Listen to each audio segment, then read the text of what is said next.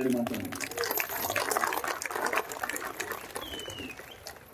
प्रथमच या महोत्सवाला मी आलेलो आहे आणि मला खरंच वाटते की मी मालवणमध्येच आलोय,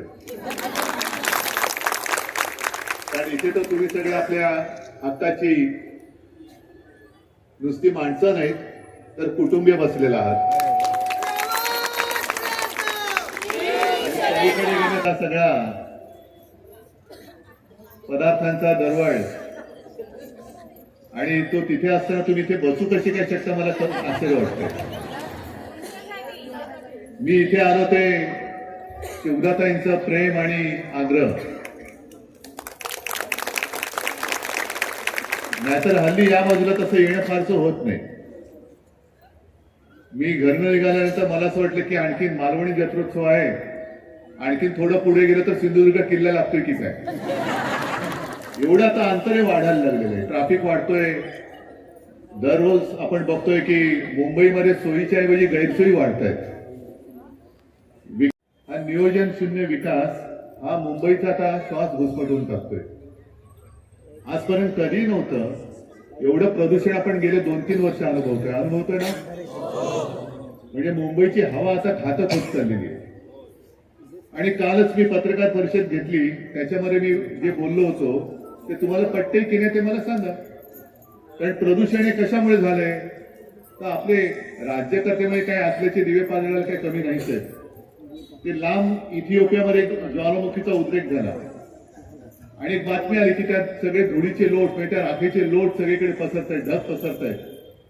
मग त्याच्यावर त्यांनी उत्तर द्यायचा प्रयत्न केला. त्या ज्वालामुखीचा उद्रेक झाला त्याचे धुळीचे लोट तर त्याचे नाहीये. हे गेले 2-4 वर्ष जो मुंबई महापालिकेत आणि सर्वत्र महाराष्ट्रामध्ये भ्रष्टाचार झालाय, त्या भ्रष्टाचाराच्या ज्वालामुखीचा उद्रेक झालेला आहे आणि ते सगळे ढग पसरले, सगळीकडे भ्रष्टाचार आपण बघतो.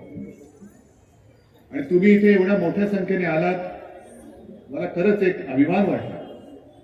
आणि दोन्ही भगवा एकच, पण ते दोन्ही भगवे आता एकत्र झाले.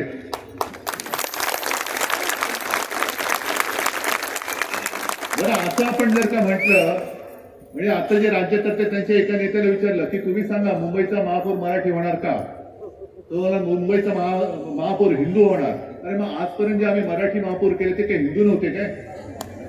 ते हिंदूच होते. आम्ही अस्सल मराठी बोलणारे राष्ट्रप्रेमी देशप्रेमी हिंदू आहोत.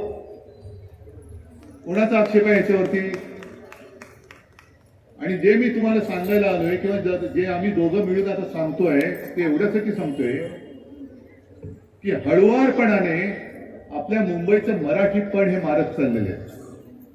आम्ही जरूर देशाभिमानी हिंदू आहोतच, पण त्याच्यासाठी आम्ही महाराष्ट्र धर्माचा बळी नाही जाऊ देणार. देशाचं रक्षण करणारं हे जे गाणं आहे ना, जय जय महाराष्ट्र माझा, दिल्लीचे तख्त राखीतो महाराष्ट्र माझा, ते दिल्लीचं तख्त राखणारा माझा महाराष्ट्र, दिल्लीची म्हणजे आपल्या देशाची एकनिष्ठ असणारा हा आपला महाराष्ट्र आहे. आणि हळूहळू करत म्हणजे जसा मध्ये त्याने एक प्रयत्न केला हिंदीची सक्ती. आम्ही हिंदीची सक्ती, आम्हाला हिंदीवरती द्वेष नाहीये, हिंदीचा विरोध आम्ही करत नाहीये, पण आमच्यावर सक्ती का करताय? सक्ती नका करू.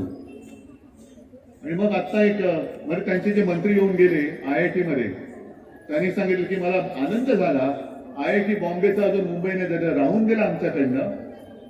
आधी लक्षात आलं असतं तर आम्ही ते सुद्धा करून दाखवलं असतं आणि दाखवू. याच्या पुढे जिकडे जिकडे बॉम्बे तिकडे तिकडे आम्ही मुंबई करू. जिथे ज्या शाळेच्या नावात असेल, आणखीन कुठे असेल तिकडे सगळीकडे. कारण आम्ही बघितलं की प्रेमाने कोण करते की नाही करत, पण जर कोणी प्रेमाने ऐकत नसेल तर आमची मुंबई आहे.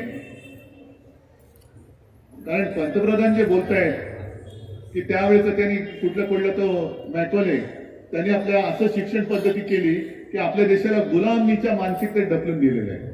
त्यांनी नाही ढकललं. हे तुमच्या पक्षाचे जे बोलतायत ना, बॉम्बे ठेवलं त्याचा आम्हाला आनंद आहे, ते मॅकॉलेच्या त्या अवलादीचे आणि त्याच्या विरुद्ध आपल्याला लढा द्यायचा आहे. आणि हा तर आपला बालेकिल्ला आहे ना. याच्यावरती भगवानाचा आणखी दुसरं कुठलं फडकं फडकूच शकत नाही. फडकवण्याचा प्रयत्न करून बघा.